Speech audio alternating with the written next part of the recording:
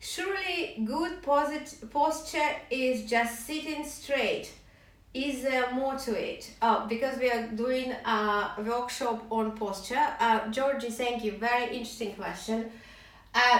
Sitting straight is classic. So if you are, ideally, yes, we're all trying to sit straight.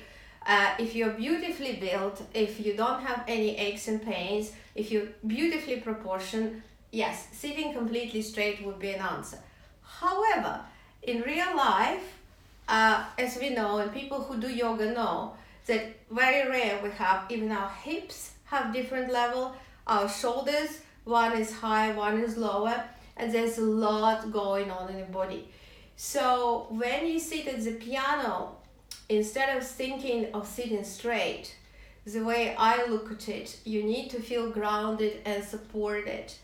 And by doing this, you take into consideration your whole body. You're not just thinking about your hands and your shoulders. So everything starts from the floor.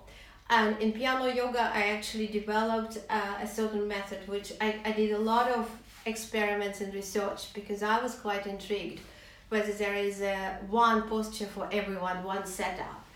And no, it's not, because some people like to sit high, some people like to sit low, some people have, I have my upper body is quite short, well, shorter than my lower body, and some people have very long upper body. And because of this, they need to sit differently. So there's a lot of different kind of circumstances and things. But no, it's not about sitting straight. It's about grounding. And when you do grounding, you start with your feet, and then you engage your abdominal area and then shoulders. So you're going through the whole body. And I have again the certain setup.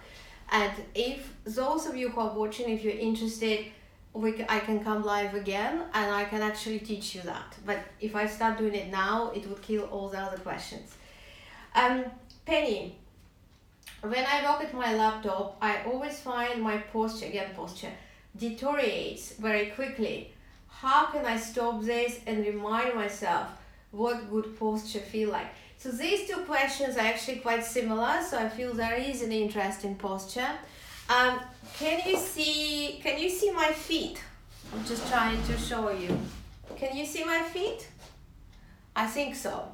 So you always, when you do exercises, you have to start with your feet, and I'm going to show you stage one. And whether you sit at the computer or at the piano, what you do, you lift your toes, then you lift your heels and putting them down, laying them on the floor, and you're trying to do it so all four corners of your feet are connected with the floor. So you lift your toes, you lift your heels and lay them down. If you're barefooted, it's even better. I'm not, so you just put in. If you do it correctly, and again, those of you who are sitting, if you can try it, you would feel that if you do it correctly, your inner legs become engaged and all your posture, all your body kind of became much more focused, I would say. So that's point number one. So even if you sit in front of the computer, so obviously right now I'm sitting like this, but if I was playing piano, I would sit in straight. You start with the feet. It's number one. If you forget anything, feet are very important. And of course, musicians don't think about it at all. The second point is our abdominal area, because this is what holds our spine, but also this is where energy is. And in yoga, we know that if you slightly engage your abdominal area, I hope you all know where abdomen is, it's not only making us stronger, but you feel like there is a light bulb coming in your head. You become much more focused. So that's the second point. Don't try to draw your abdominal too much in, because it will kill your diaphragm and you won't be able to breathe. So I'm talking just a little bit. And then the third point is the shoulders. And again, I can't watch the camera, so first I want you to see it from the side. So what you do, you lengthen through the fingertips as someone pulling you down, and then slowly you turn your hands the other direction.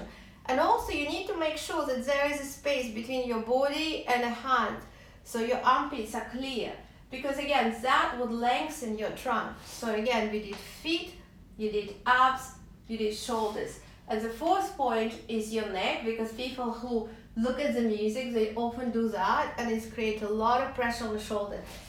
90% of computer people who on the computer do that, and by the way, computer should be on the level of your eyes, but try to keep all this in alignment, and that is a posture you need to cultivate.